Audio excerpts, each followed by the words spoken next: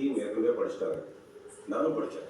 Script ரொம்ப நல்லா நீங்க ஒரு பெரிய டைரக்டரா வருவீங்கிறதுல எனக்கு எந்த விதத்துலையும் சந்தேகம் கிடையாது.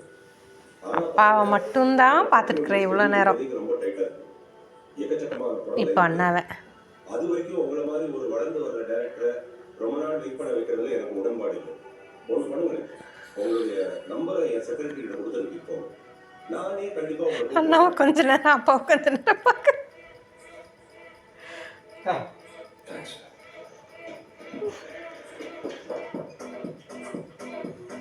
பாப்பாவை